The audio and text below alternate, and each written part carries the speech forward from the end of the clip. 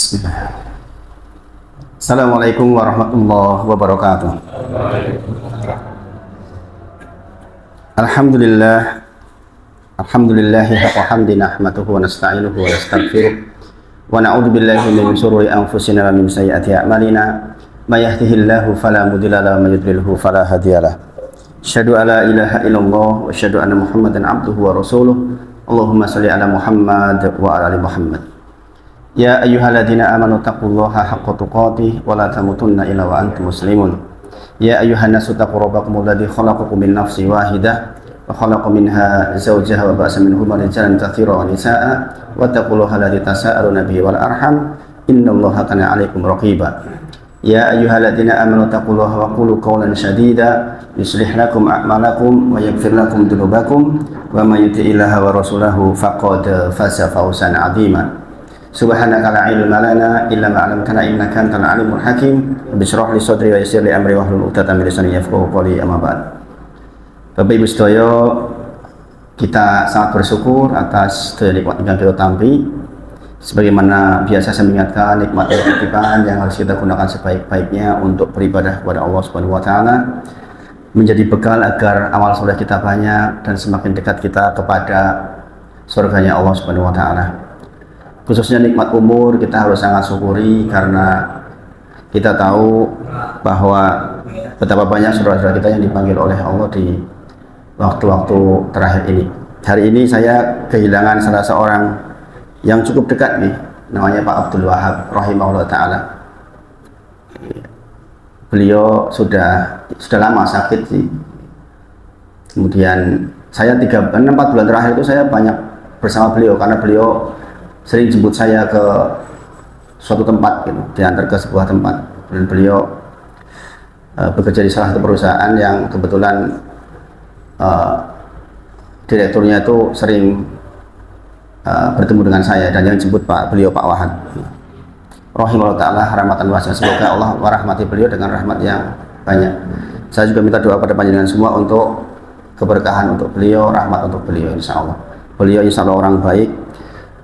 Kebetulan saya juga pagi ini nggak nyaman sekali kondisinya, badannya, apalagi ketika tambah dapat informasi kematian orang yang dekat itu tambah nggak nyaman. Saya sempat mau izin saat itu. Jadi saya menunggu sampai waktu menjelang Isya. Kalau ternyata kondisinya nggak membaik, ya saya izin. Jadi yang dirasa itu mual sama gelir kayak vertigo. Terus kebetulan saya di tempat orang meninggal tadi, pagi tadi saya ke sana itu ketemu salah seorang sahabat nih, yang beliau sudah lama sebenarnya katanya pengen mampir ke tempat saya untuk support masalah herbal, makanan kesehatan untuk saya gitu. Jadi pengen supaya Ustaz tetap sehat gitu, diberi makanan kesehatan gitu. Ternyata saya coba tadi itu langsung tambah geliang. Jadi katanya reaksinya memang begitu gitu. Wah, subhanallah, sampai menjelang maghrib itu masih rasanya nggak karu-karuan itu.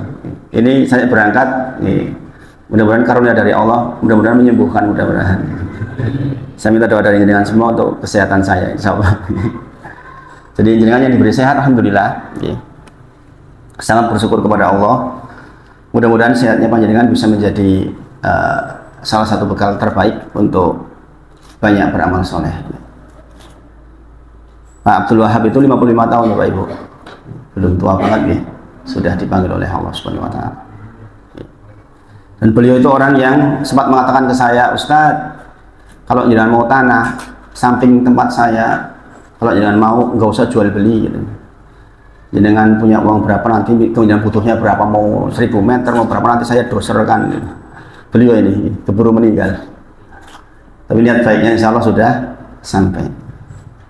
Betapa banyak ibadah yang terlihat kecil gara-gara niat menjadi besar. Insya Allah pahalanya sudah sampai. Nah, Bapak Ibu semuanya, memanfaatkan waktu kita mengulang sedikit kajian kita di pertemuan yang lalu, bahwa kita sedang membicarakan tentang surga yang menjadi impian para anbiya dan orang-orang soleh. Adalah doa Nabi Ibrahim alaihissalam dalam Quran surah As-Su'ara ayat ke-85. Sudah kita bahas kemarin, yaitu waj'alni min warasati jannatin na'im.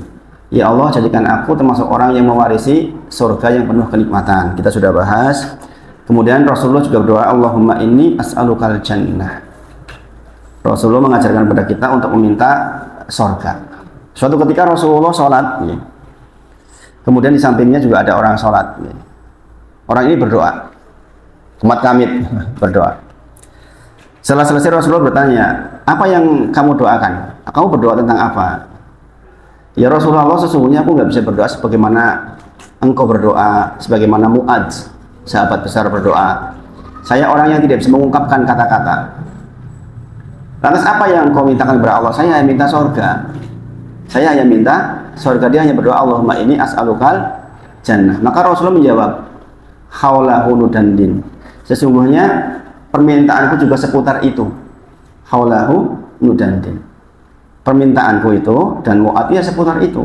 Jadi di antara doa yang kita tidak boleh lupa yaitu Allahumma inni as'alukal jannah. Minta terus pokoknya. Bahkan dalam hadis yang lain dikatakan, minggu lalu kita sudah bahas, Rasulullah menyarankan Allahumma inni as'alukal jannatul firdaus. Minta surga firdaus. Karena apa? Fa innahu awsatul jannah wa a'lal jannah. Surga firdaus itu surga yang paling indah, paling tinggi dan paling tengah. Di atasnya ada arsy-Nya Allah Subhanahu wa taala. Maka jikalau kita minta kepada Allah, mintalah surga firdaus. Kemudian kita juga sudah menceritakan tentang kisah Adam alaihissalam ketika diberitahu oleh Allah bahwa dia punya musuh namanya iblis.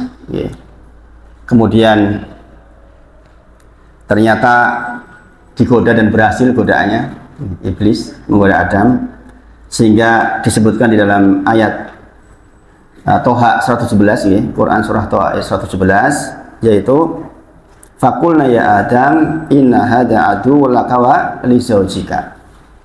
Ingatlah, ya, kemudian Allah peringatkan kepada Adam, wahai Adam, sesungguhnya ini ada musuhmu namanya iblis yang menjadi musuhmu dan musuh istrimu. Fala yukhrijannakuma, jangan sekali-kali dia mengeluarkan engkau dari surga, minal jannah. Fatashqa, karena kalau engkau keluar dari surga maka engkau akan susah payah. Kenyataannya Adam alaihissalam keluar dari surga. Berarti memang memulai hidup yang penuh dengan kepayahan, kesusahan. Sebagaimana kita nih, kadang-kadang sakit, kadang-kadang sehat. Usaha kadang-kadang lancar, kadang-kadang tidak lancar. Semuanya dunia ini penuh dengan kesusahan.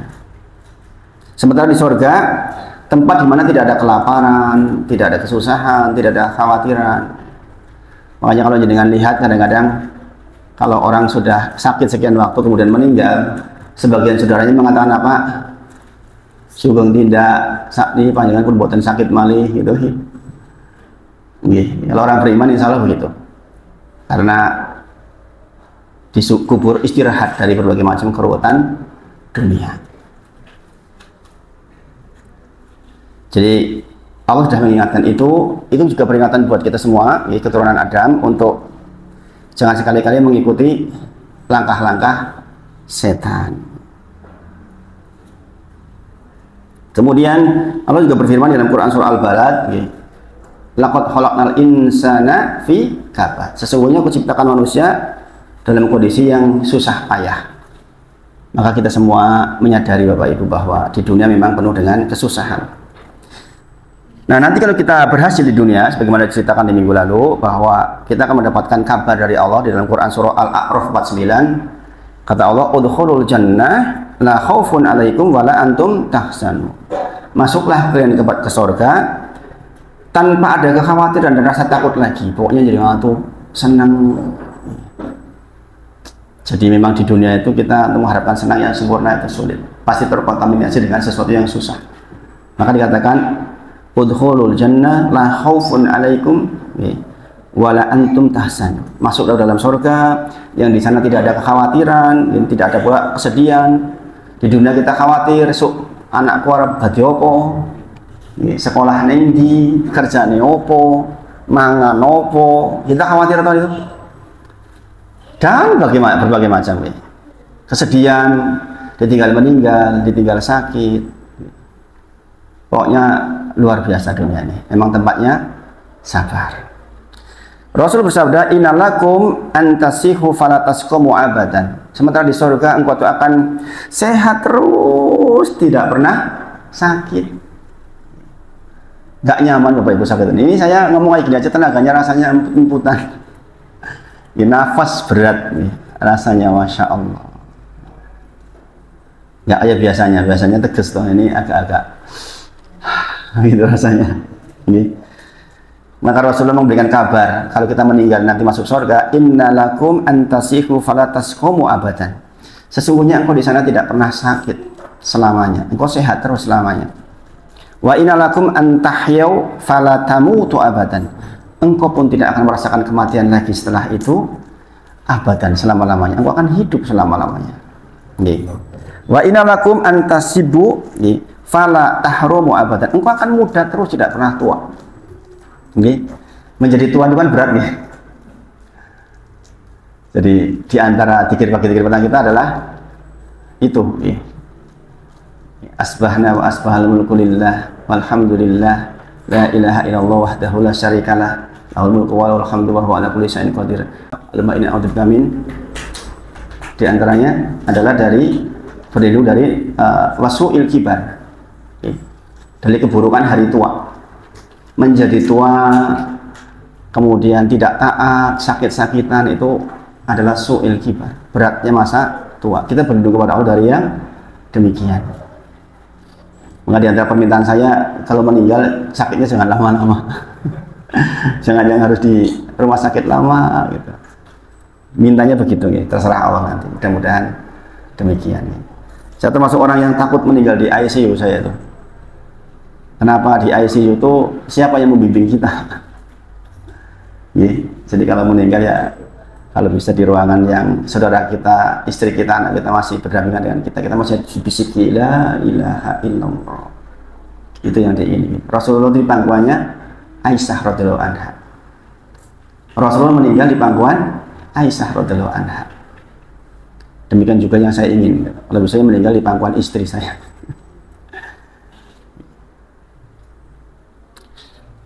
Jadi itu kenikmatan surga seperti itu nih, bahwa kita tidak pernah sakit, sehat terus. Yang kita ingin seperti itu. Kabar ini bahwa dunia susah, surga senang, supaya kita tuh rindu balik ke surga. Supaya kita tuh semangat di dunia untuk mendapatkan surga. Jangan hanya kenikmatan dunia maksudnya. Dunia sesaat Bapak Ibu. Jangan punya harta, bagaimana fisabilillah. Jangan punya tenaga, bagaimana untuk membantu dakwah. Jangan punya waktu, bagaimana untuk ngaji. Begitu Bapak Ibu. Karena apa? Dunia itu sebentar dan susah. Maka kita ingin balik ke tempat yang nggak ada khawatir, nggak ada sedih, yaitu surganya Allah Subhanahu wa taala. Kalau berfirman dalam Quran surah Al-Insan ayat 20, memang dibahas Al-Insan 20, demikian wa idza ra'aita thamma ra'aita na'iman wal mulkan kabira. Wal mulkan kabira. Di surga kelak, dimanapun kita meletakkan pandangan mata kita, maka sejauh mata memandang adalah kenikmatan dan kerajaan yang besar. Ini kita kembali pembahasan sampai di situ kemarin. Bahwa setiap kita di surga itu akan menjadi raja. Akan menjadi raja. Dan kita sudah bahas kemarin, raja paling rendahnya saja minimal 10 kali lipat kerajaan dunia. Dunia ini kan raja nih satu, dunia ini kan raja ini tunggal misalnya. Jadi kan di sana 10 kali lipatnya. Itulah orang dengan manzilah terendah di surganya Allah Subhanahu wa taala. Siapa yang mau? Siapa yang mau dapat itu? Enggak, Ustadz, saya pengen yang lebih tinggi. Pede banget nih, saat malamnya males. Ada yang mau nggak nih? Surga 10 kali lipat kerajaan dunia. Ada yang mau? Itulah surga terendah. Jadi sejatinya kita di dunia ini memang susah, maka beribadahlah yang banyak agar kita kembali kepada Allah dalam kondisi yang mudah-mudahan manzilahnya tinggi, insya Allah. Ingat Rasulullah bersabda, akmaru ummati ma baina sitin ila sab'in. Umur umatku antara 60 sampai 70 saja. Wa aqalluhum yajuzu dzalik. Sedikitnya dilebihkan dari angka itu. Kita sudah siap-siap. Saya saja kalau sudah sakit seperti ini rasanya sudah bilang ke istri, pamitan ke istri saya. Maafin ayah kalau ada salah-salah begitu. Ke Abdullah juga tuh, nanti kalau ada apa-apa dengan ayah cuma maafin. Begitu. Karena Kematian itu rasanya deket banget kalau sakit itu. Nanti kita akan masuk ke fase di mana kita akan menunggu satu harinya seperti 50.000 tahun. Fi yaumin khamsina alfasanah. Di situ kita akan melewati tahapan-tahapan mulai dari dibangkitkan, lalu menunggu kedatangan Allah Subhanahu wa taala untuk dihisab, kemudian ada mizan, timbangan, kemudian ada sirat, dan kemudian ada kontoroh. Kontoroh itu lapangan sebelum kita masuk ke surga. Jadi kita akan dikumpulkan untuk menyelesaikan semuanya. Tidaklah orang masuk surga kecuali urusan sudah selesai. Jadi jangan pernah menyakiti orang lain di situ, diselesaikan di kontoroh. Jadi dengan sudah lewat ditimbang, wah angka amal soleh, masya Allah. Jebul jenengan mau masuk surga, sebentar mas, jenengan dulu pernah nyakitin saya. Saat ini kalau nyuwun di purge, nah itu, di situ ada orang yang bangkrut, orang yang amal solehnya banyak, tetapi tidak bawa apa-apa ke dalam dirinya, amalnya hilang karena diminta oleh orang yang disakiti dia, orang yang dihutangi oleh dia. Subhanallah. Kita berlindung dari Allah dari hal yang sedemikian. Itu tahapannya gitu. Jadi ada tahapan-tahapan dibangkitkan, kemudian kita menunggu dihisab oleh Allah, kemudian ada mizan timbangan, kemudian ada sirat, kemudian ada kontor. Baru kemudian kita masuk ke surga, surganya Allah SWT abadi, di sana diabadikan oleh Allah SWT. Maka Bapak Ibu, jika dibandingkan dengan kehidupan dunia, tahapan-tahapan itu dunia itu paling sedikit. Dunia itu paling sedikit, sebentar banget. Ketika Nabi Muhammad SAW, mudah-mudahan saya bisa menyampaikan hadis ini dengan tidak nangis, karena saya kalau baca ini biasanya berat rasanya. Ketika Nabi Muhammad SAW tidur di atas tikar yang terlihat tidak nyaman, Nabi kita, Bapak Ibu semuanya, Rasulullah SAW tidur di atas tikar yang tidak nyaman. Kita itu tidur di mana? Kasur. Empuk enggak? Orang paling mulia, Khalilur Rahman, kekasihnya Allah, tidurnya di atas tikar yang tidak nyaman. Kebayang enggak coba? Kita malu enggak coba? Dikatakan kepada beliau, kenapa tidak mengganti dengan kasur yang bagus, wahai Rasulullah, kasur yang empuk, wahai Rasulullah?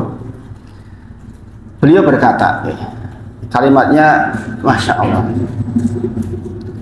mali wali dunia, apa urusan saya dengan dunia, kata Rasulullah. Innama misli wa mislu dunia, sesungguhnya dunia itu bagiku hanya semisal karokibin istadola tahta sajarah sumaroha wataroka, seperti orang yang sedang berjalan, kemudian dia istirahat sebentar di bawah pohon, sumaroha wataroka, kemudian dia bangkit dan melanjutkan perjalanan. Jadi dengan dulu di alam kandungan sekian bulan, 9 bulan, kemudian jangan lahir. Ini tahapan-tahapan orang sedang berjalan sangat jauh banget, jauhnya luar biasa. Dunia diibaratkan cuma mampir di bawah pohon sebentar, istirahat, kemudian jangan bangkit, jangan lanjut perjalanan. Bayangkan Nabi Adam itu sudah berapa tahun di alam kubur. Sudah lama banget kan? Kita nanti juga akan masuk alam kubur, kita nggak tahu sampai kapan. Nunggu lama Pak. Subhanallah. Tetapi sayangnya, ketahuilah tahapan itu semua kuncinya di sini. Kuncinya di dunia ini. Adapun di kuburnya dengan panen dari perbuatan kita di sini. Di akhirat panen perbuatan kita. Maka yang sedikit ini kita mohon kepada Allah, mudah-mudahan betul-betul bisa kita manfaatkan sebaik mungkin. Ini. Harapannya dengan itu kita akan sukses di tahapan-tahapan berikutnya. Sabar, syukur. Berdoa, meminta, memohon. Ujian datang, bersabar. Nikmat datang, bersyukur. Begitu isinya di dunia itu. Rasulullah memberikan tarbiyah kepada Umar bin Khattab, kepada Ibnu Umar, mohon maaf, anaknya Umar bin Khattab radhiyallahu anhu. Kata beliau, kun, jadilah di dunia ini, ka'annaka, seperti engkau tuh seperti gharibun au abiri sabili, adalah seperti orang yang gharibun itu orang yang aneh, orang yang asing, ya, orang yang asing. Nih. Karena kita tuh sebenarnya di perjalanan, Bapak Ibu. Jangan jadi penduduk dunia, jangan jadi penduduk dunia, jadi penduduk akhirat. Sehingga dunia kita tuh benar-benar untuk akhirat kita. Maka ada satu kalimat dari Nabi Muhammad SAW yang perlu kita ingat-ingat dan diamalkan. Rasulullah mengatakan, Allahumma la aisa ila aisal akhirah. Allahumma, ya Allah, la aisa, tidak ada kehidupan. Aisyah, kalau tidak punya anak namanya Aisyah, itu artinya hayat, hidup. Aisyah itu artinya apa? Hidup. Kata Rasulullah, la Aisyah ila aisal akhirah. Tidak ada kehidupan kecuali kehidupan akhirat. Kapan ini disebut Rasulullah? Rasulullah mengucapkan ini ketika Rasulullah lagi susah banget sampai sholat kececer-cecer. Yaitu ketika Rasulullah hendak diserbu oleh 10.000 pasukan, kemudian Rasulullah disarankan untuk membuat Khandaq, ya, membuat parit Khandaq. Itu dalamnya 5 meter, lebarnya sangat lebar, kuda nggak bisa lompat, jauhnya berkilo-kilo. Musim dingin dalam kondisi sangat lapar. Satu-satunya cara untuk menghambat pasukan sampai puluhan ribu, sementara Rasulullah hanya diikuti oleh 1.000 orang saja, itu membuat parit. Dan itu yang beritahu adalah orang Yahudi, mantan orang Yahudi maksudnya. Dalam kondisi seperti itu Rasulullah sampai waktu asar geser, maka Rasulullah menyebutkan, Allahumma la aisa ila aisal akhirah. Tidak ada kehidupan kecuali kehidupan akhirat. Maksudnya untuk motivasi diri bahwa dunia itu sebentar, kehidupan yang sesungguhnya itu di sana. Dan ini adalah fikih buat kita kalau kita melihat kemewahan di dunia sementara kita nggak dapat. Jangan lihat ada orang beli mobil harga 20 miliar. La aisa illa aisal akhirah. Nggak ada kehidupan kecuali kehidupan akhirat. Tuh nggak dibawa tuh. 20 miliar Lamborghini, Rolls Royce, gedung yang besar mewah, nggak dibawa. Demi Allah itu nggak dibawa, Bapak Ibu. Maka pastikan semua bekal harus kita gunakan untuk akhirat kita. Saya lagi, kalau jangan melihat orang yang bermewah-mewahan, ucapkan Allahumma la aisa ilal aisal akhir. Tidak ada kehidupan sesungguhnya kecuali kehidupan akhirat. Ini contoh oleh Nabi Muhammad SAW.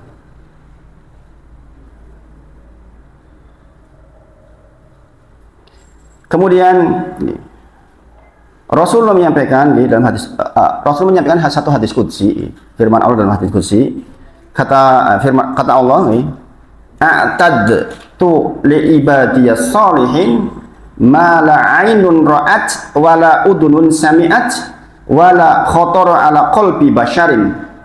Jadi Anda perhatikan ini, aku siapkan untuk hamba-hambaku yang soleh kenikmatan yang tidak pernah dilihat mata mereka, tidak pernah didengar oleh telinga mereka, dan tidak pernah terbetik di benak manusia. Jadi semua apapun yang disebut tentang surga yang terbetik di hati jenengan pasti keliru. Pasti keliru. Pasti lebih indah dari itu semua. Bicara pohon, jangan bayangkan pohon seperti pohon di dunia.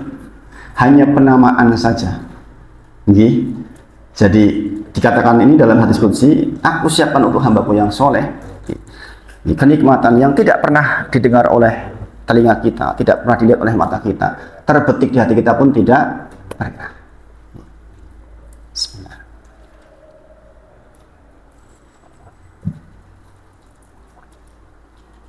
Kata dalam riwayat yang lain dikatakan, tak seorang pun mengetahui berbagai nikmat yang menanti, yang indah dipandang sebagai balasan bagi mereka atas apa yang mereka kerjakan. Quran surah As-Sajdah ayat 17. Quran surah As-Sajdah ayat ke-17. Fala ta'lamu nafsum ma ukhtiya lahum min qurrati a'yun jazaa'an bima kanu ya'malun. Tak seorang pun mengetahui berbagai nikmat yang menanti, yang indah dipandang sebagai balasan bagi mereka atas apa yang mereka kerjakan di dunia ini. Di antara motivasi saya berangkat malam hari ini itu Pak, Bapak Ibu, saya pengen dapat pahala besar. Ini saya sambil ngomong jenengan itu sambil gliyeng-gliyeng ini. Jadi rasanya itu udah yer itu. Ya, mudah-mudahan berpahala lebih besar sebagaimana Rasulullah bersabda, makana aksara fi'lan, makana aksara fi'lan, kana aksara fadlan. Setiap sesuatu yang perjuangannya lebih berat maka lebih besar pahalanya insya Allah. Istri saya baik hati tadi, saya temani ya malam ini gitu.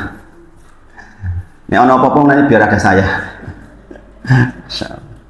Semoga Allah merahmati beliau, menjaga beliau.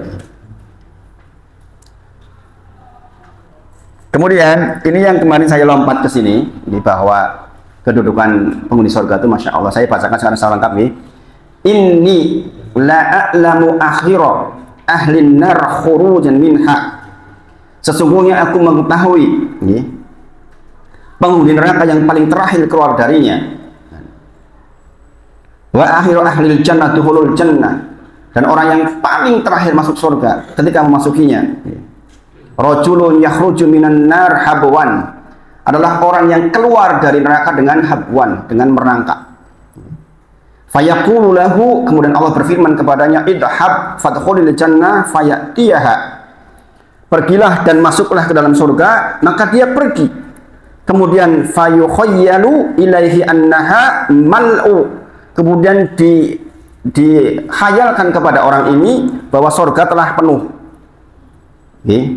Jadi orang ini sudah merangkak, disuruh masuk sama Allah, tapi dihayalkan surga itu penuh. Kemudian dikatakan fayarji'u fayaqulu ya Rabbi wajadtuha mal'u. Kemudian orang itu melihat ke surga, udah penuh ya Allah, udah penuh surganya gitu. Maka dikatakan fayaqulu azza wajal, Allah berfirman kepadanya, idhab fadkhulil jannah fa innalaka mislat dunya wa asratu amsalihha. Masuklah kamu ke dalam surga, sesungguhnya surga bagimu seluas dunia dan 10 kalinya. Jadi ini tadi yang saya bilang bahwa derajat orang yang paling rendah di surga itu kerajaannya seperti kerajaan dunia, bahkan 10 kali semisalnya. Bahkan kehormatan penduduknya mengatakan bahwa jikalau malaikat ingin masuk ke dalam kerajaan itu harus izin kepada dia.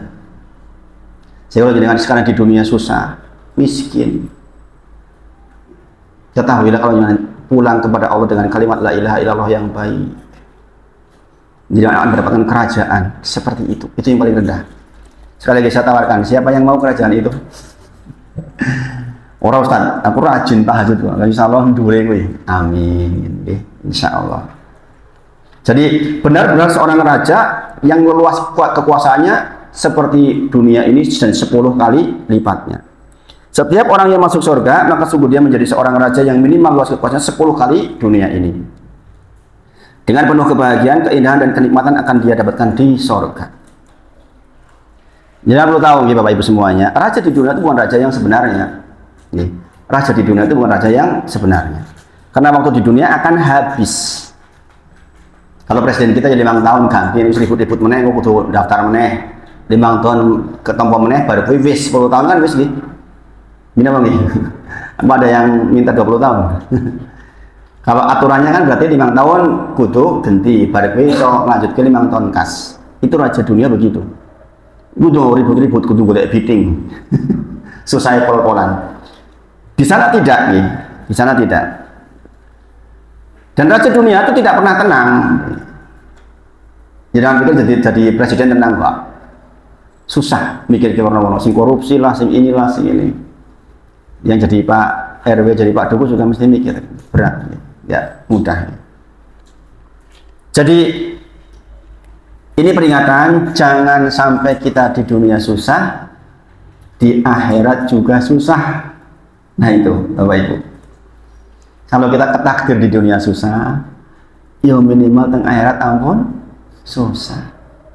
Wistah teng dunia susah, boten purun ngaji, boten purun sholat, ucapannya nyinyir, menyakiti orang lain, subhanallah. Pulang bangkrut, di dunia susah, di akhirat susah. Na'udzubillah, subhanallah. Maka Bapak Ibu sembilan kali ini motivasi buat kita. Okay. Ini permintaan dari pemuda loh ini tentang surga ini. Jadi yang muda-muda pengen tahu tentang surga, Masya Allah. Bangunan surga, Bapak Ibu sekarang. Okay. Bangunan surga, Rasul bersabda, labinatun min fiddah wa labinatun min zahab. Okay. Kata Rasulullah, batu-batanya terbuat dari emas dan perak. Wa milatuhal miskul adfar, semenya terbuat dari minyak kasturi.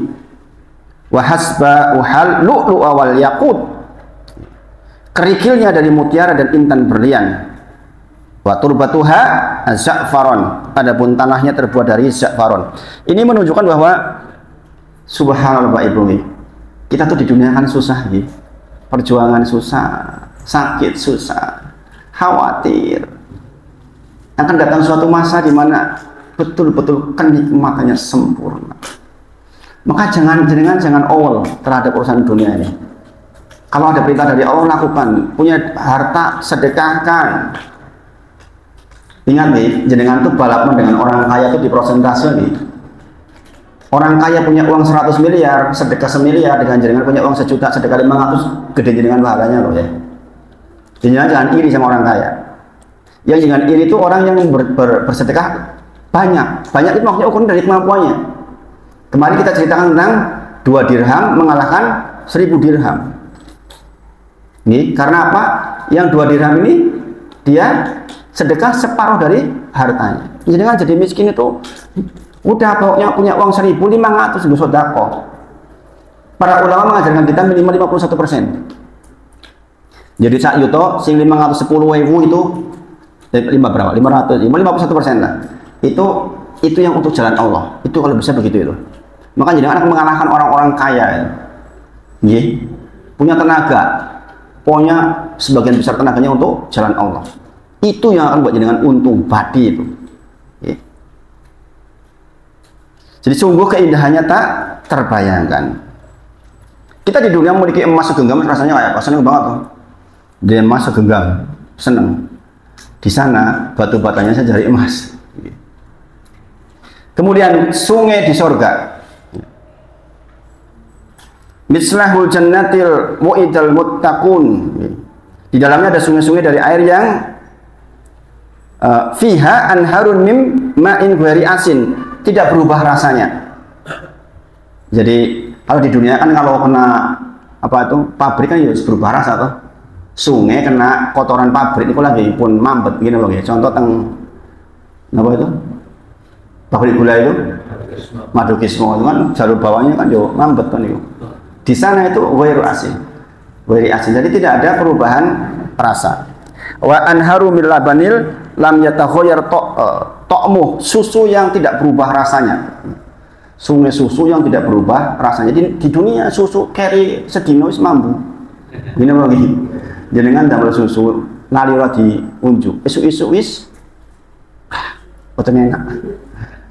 Tumpah teng karpet, mambune por. Ini lagi. Di sana sungai susu yang enggak berubah rasanya. Kemudian ada istilah khomer yang lezat rasanya dan tidak memabukkan. Ada sungai khomer. Dan jenengan saniki naksir oleh khomer. Teman-teman ngenjang dengan angsal khomer yang tidak memabukkan. Masya Allah. Kemudian jenengan bisa makan daging burung misalnya. Burung lagi terbang, jenengan pengen, itu langsung tiba-tiba langsung mateng. Di depan jenengan bisa diunjuk, dimakan. Jadi apa yang terlintas, apa yang terpikir, maka langsung diwujudkan oleh Allah SWT. Bagaimana saya sampaikan minggu lalu bahwa ada orang petani yang pengen bercocok tanam. Sama Allah dikatakan, ini mau foto bercocok tanam. Iya ya Allah, tapi saya mau bercocok tanam. Di sini semuanya sudah tersedia. Iya ya Allah, saya pengen bercocok tanam. Maka kemudian diizinkan bercocok tanam. Maka begitu nandur ini, set nembe murung, wis langsung karek di pangan wis dadi. Di dunia jenengan nandur pari, membacanya, nyianginya, memupuknya isi gagal. Ini apa nih? Masya Allah. Nih, yang petani besok masuk surga monggo kalau badai bertani. Dikatakan ma fil jannah sajaratun illa wasaqaha min zahab. Tidak ada satu pohon pun di surga kecuali batangnya terbuat dari emas. Jadi sekali lagi di dunia dengan di akhirat di surga itu persamaan hanya nama saja, tapi hakikatnya sesungguhnya berbeda. Kutufuha daniyah. Kutufuha daniyah. Dahan-dahannya rendah. Makanya ada istilah ngaten. Buah di surga itu kalau jenengan berdiri ya mendekatkan jenengan duduk mendekat lagi, jenengan berbaring mendekat sampai dekat bisa kita ambil. Mereka katakan kutufuha daniyah. Dahan-dahannya sangat rendah. Walah mitoiri mimma yashtahun, dan daging burung dari apa yang mereka inginkan. Walaupun lagi terbang, jenengan pengen set langsung bisa dimakan. Kemudian tidak ada kata-kata yang menyakitkan hati. Nah ini penting ya. Maka berlatihlah jadi penduduk surga. Jangan mengeluarkan kalimat yang menyakitkan hati, karena di sana nggak ada kalimat yang menyakitkan hati, itu nggak ada. Ada orang yang aku suka karo bojoku, meneh bojoku ceriwis banget, aku gandeng surga karo dhek. Iya sekarang. Nanti kalau di surga sama-sama mau surga dirubah. Seorang suami protes atau seorang istri protes sebaliknya. Ustadz, katanya nanti kita sama suami yang terakhir di sana. Saya sudah 60 tahun, suami saya meninggal. Saya nggak ada lah yang naksir lagi, udah 60 tahun, saya pasti film peot. Nggak ada yang naksir lagi, berarti suami saya yang terakhir ya itu toh. Berarti nanti kalau masuk surga, saya ketemu dia dong. Kan katanya wanita itu sama yang terakhir. Nek jenengan bojo meneh, bojo sing anyar lebih soleh, maka jenengan karo sing terakhir nih, Bu. Aku jadi wegah karo dhek galak epon. Ning surga bareng meneh jilaimen gitu. Di surga tidak begitu. Apa dalilnya? Allah sebutkan di dalam Quran surah Al-Hijr ayat 47. Wa nasya'na ma fi sudurihim min ghillin ihwanan ala sururin mutaqabilin. Allah berfirman, dan kami lenyapkan segala rasa dendam dan berada dalam hati yang ada dalam hati mereka, sedang mereka merasa bersaudara duduk berhadapan-hadapan di atas dipan-dipan. Jadi semuanya sudah dalam kondisi nyaman. Makanya ya pokoknya istri sekarang kita piciran ya doa itu mungkin jangan dapat pahala sabarnya. Saya ceritakan ke jenengan, ada salah satu teman yang saya ceritakan minggu lalu. Ini beneran ada saya punya teman ganteng, bagus, yo pinter, cowok GM niku. Naksir wong wedok rapat yo ayu. Ini yo cinta, nikah, subhanallah Bapak Ibu. Oleh galake pol-polan. Basa cilake diketiplake, pokoke koyo pembantune wae.